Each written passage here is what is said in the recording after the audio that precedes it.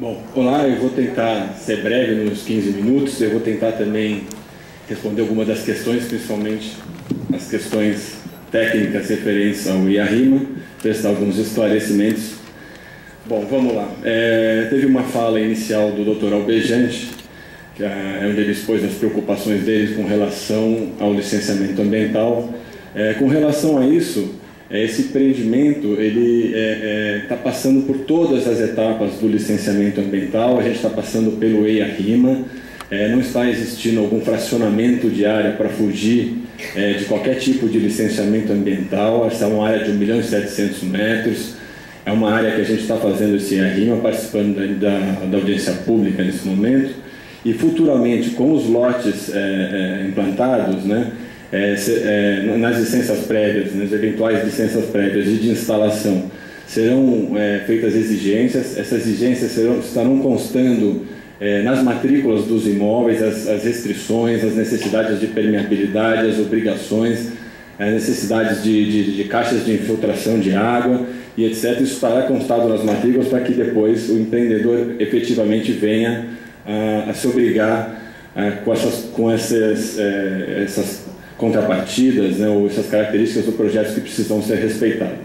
Futuramente, com os lotes líquidos, isso passará por um licenciamento. Hoje, com o decreto de licenciamento municipal, o Dr. Albejante demonstrou sua preocupação no sentido de que a Prefeitura ainda não teria experiência para tratar dessas questões, mas acho que já existe um esforço muito grande da Prefeitura para a capacitação dessas pessoas. A gente está falando de que esses empreendimentos seriam, então, licenciados daqui 5, 6 anos. Então, acho que a gente já teria experiência suficiente para tratar dessas questões e de ter um licenciamento do município já amadurecido a ponto de que essas preocupações não sejam tão, assim, preocupantes. Deixa eu olhar meu rascunho aqui para ir ponto a ponto. Bom, a gente afirmou aqui durante a apresentação que todos os aspectos do plano de gestão local estão abordados. E um dos pontos que foi colocado aqui é que não foi apresentado um plano global. Esse plano global foi apresentado, não está no IARIMA, mas ele está protocolado tanto na CETESB quanto na Prefeitura para apreciação. E provavelmente isso também vai ser apreciado no CONDEMA, seguramente, poderia dizer. O CONDEMA também se manifestou no sentido de que ele não apreciou esse projeto. De maneira nenhuma isso vai ser negligenciado, já foi protocolado até um pedido que isso fosse apreciado no CONSEMA, e ele vai ter o devido tempo para que faça essa apreciação e eventualmente, achando importante, que convoque a equipe para que peça os esclarecimentos necessários. Foi dito aqui que no projeto não é apresentado nenhuma das nascentes. Tá? As nascentes todas foram mapeadas, as APPs estão todas traçadas, todas respeitando os 50 metros, então não existe nenhuma negligência com relação a todas as nascentes existentes no local e com a delimitação das suas respectivas APPs, tá? De 50 metros.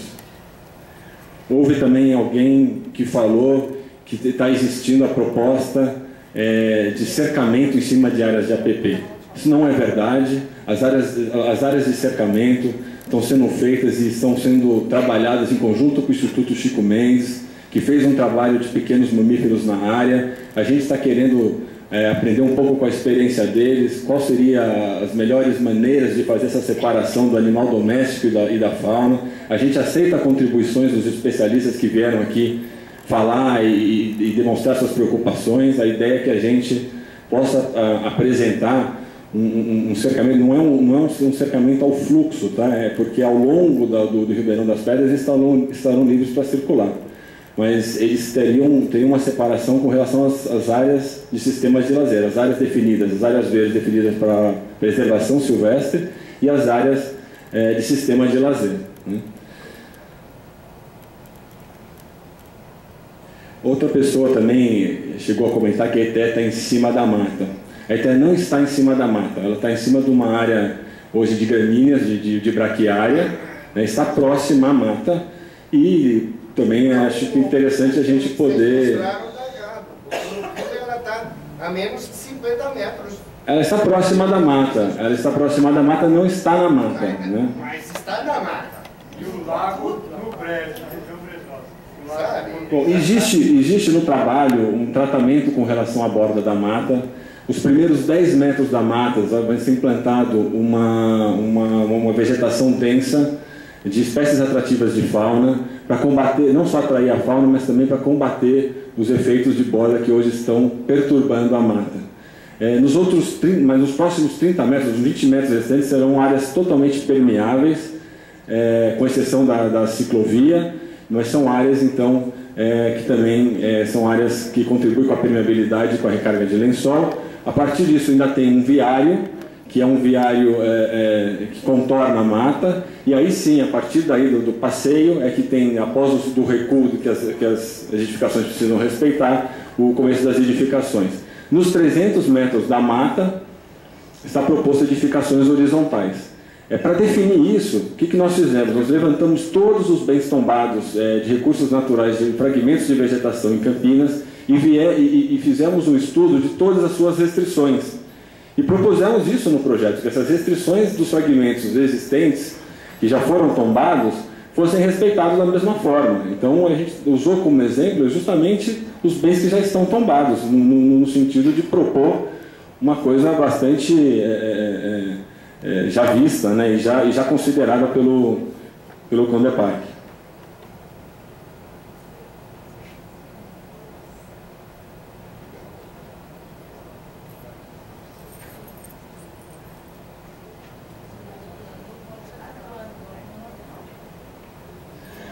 Bom, algumas pessoas se manifestaram no sentido de que a Santa Genebrinha não poderia ser utilizada como uma área verde. Pois eu discordo, eu acho que ela tem que ser utilizada como área verde. Ela é um patrimônio histórico, está sendo tomado devido cuidado, ela é uma área verde hoje, é um patrimônio particular, mesmo com tombamento ela continua particular, e com a doação dessa área, né, dentro dos percentuais de área verde, isso passa a ser um espaço público, obviamente com algumas restrições pela lei de tombamento, quando isso acontecer, mas passa a ser um bem público. Eu acho que isso é importante e é um benefício para a comunidade de Barão Geraldo.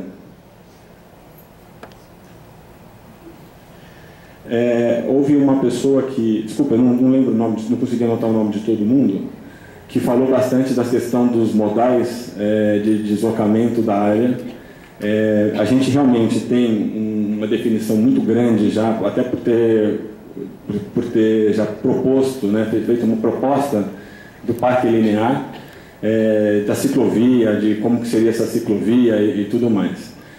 Mas internamente, né, a gente realmente está preocupado com a proposta desse novo urbanismo de que se estimule uma circulação que não seja a circulação tradicional de Campinas, que é sobre rodas de carro, e que faça isso a pé ou de bicicleta.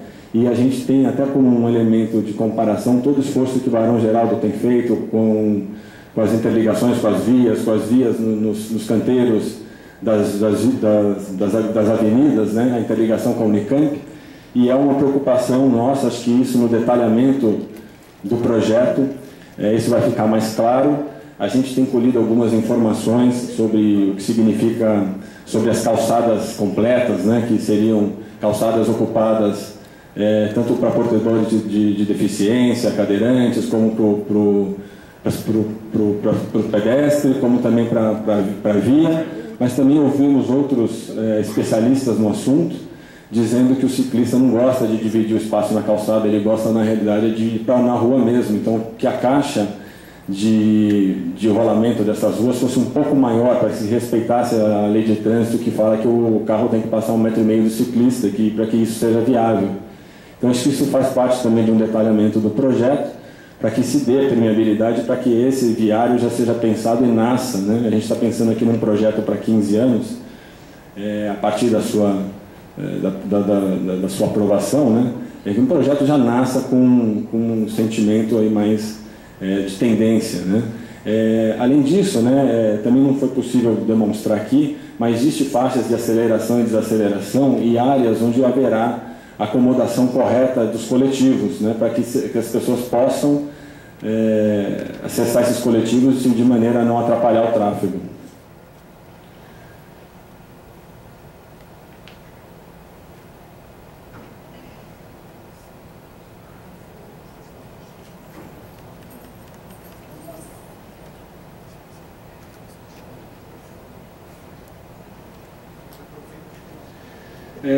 Foi feito uma observação com relação ao aumento do custo durante o ERM inicial e a modificação. Esse aumento do custo se deu por conta do maior número de viários. Com relação ao montante apresentado, depois acho que os empreendedores poderão dar um retorno sobre isso.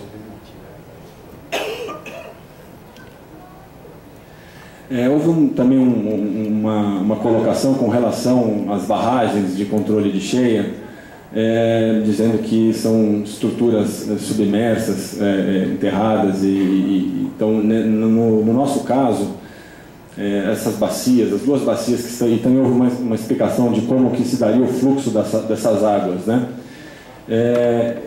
Na realidade, eu não sei se eu vou poder mostrar essa figura da bacia, mas na realidade o que acontece? Temos duas bacias dentro do empreendimento, onde realmente algumas áreas do empreendimento impermeabilizadas irão contribuir diretamente para essas barragens de controle de cheia, e uma outra que está montante, né? Então o Ribeirão das Pedras está montante do empreendimento. Mas qual que é a ideia? A ideia é que essa barragem de controle de cheia ela faça o amortecimento de toda a parte urbanizada do Alto Taquaral enquanto escoa a área do empreendimento. Então é uma compensação anterior para que a outra água escoa, né? A água não necessariamente ela precisa passar pelo empreendimento e entrar na barragem de controle de cheia, mas o importante é que nas simulações isso se comprovou muito eficiente.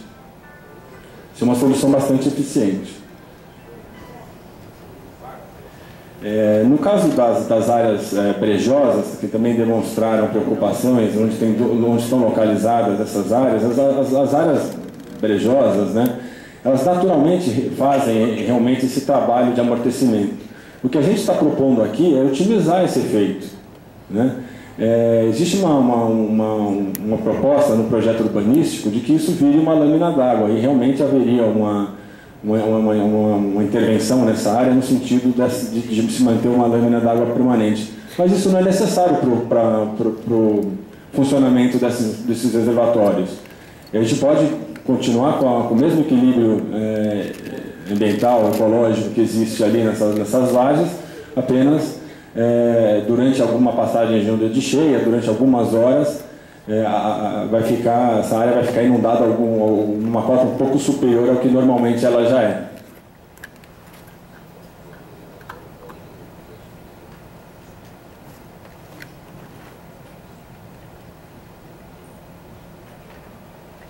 Bom, com relação à Mata Santa Genebra, a gente está a mais de 2 quilômetros da Mata Santa Genebra e nós temos uma declaração da mata que nós estamos fora da área de amortecimento e inclusive em função do processo que existe ainda em vigor, que a gente estaria passível do licenciamento.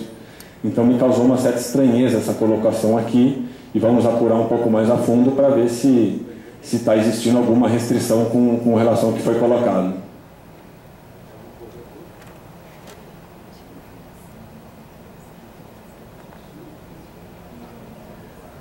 Só para dizer que a mata então está a 3,2 km, a parte mais próxima está a 3,2 km da Mata Santa Genebra.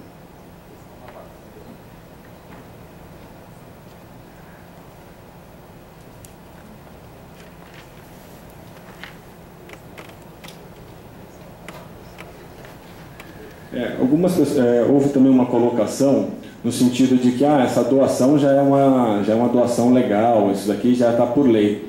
Mas é exatamente isso, né? A gente está fazendo um licenciamento no rigor da legislação, né? Estamos buscando atender toda a legislação no seu rigor, todos os estudos no seu rigor.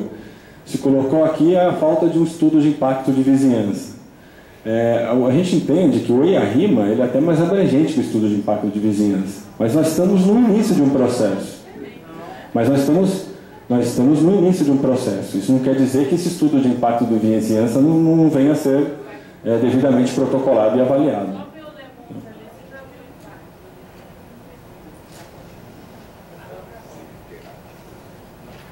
Essa conversa a gente já ouviu no Santander, viu? A gente foi embora.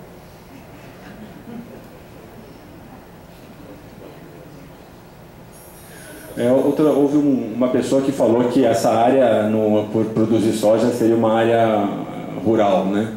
Realmente, ela tem um uso rural, mas era uma área urbana, está dentro do perímetro urbano. Então, quando a gente fala que a ocupação dessa área ela tira a pressão da franja do perímetro urbano, significa justamente isso, que a gente ocupa uma área que está dentro do perímetro urbano, resguardando a necessidade de ampliação do perímetro, né?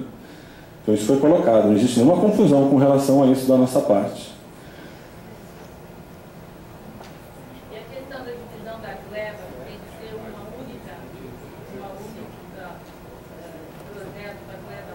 Então, a gente fez um estudo global. E isso está protocolado na CETESB e na Prefeitura. Né? Existe um estudo global. Qual é o estudo? Existe esse projeto protocolado, eu não tenho ele aqui no momento. Ele faz parte então ele chega do lado da Mata de Santa Genebra. Quando você fala que você Não, é que o nosso estudo global ele não contemplou o lado da Mata Santa Genebra, ele contemplou até a área do Tapetão. O loteamento é igual, Não, é uma coisa única, então você está infringindo a lei. É isso que eu estou falando. Se houver essa infração, o nosso entendimento com relação ao atendimento dessa lei foi com relação, até você citou a 7, o TB7. Então, o nosso entendimento que seria o TB8. Se isso estiver errado, a gente vai trabalhar no sentido de corrigir essa questão. O CAPT é maior do que as duas do TB, para mim, logo.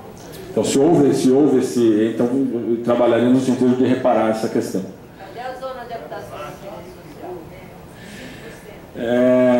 Essa questão eu gostaria até de deixar para os urbanistas, o pessoal responsável pelo projeto, que até faz essa parte de tramitação na prefeitura, responder, porque, sinceramente, pelo que eu entendi, isso seria uma contrapartida de uma verticalização maior, não é isso?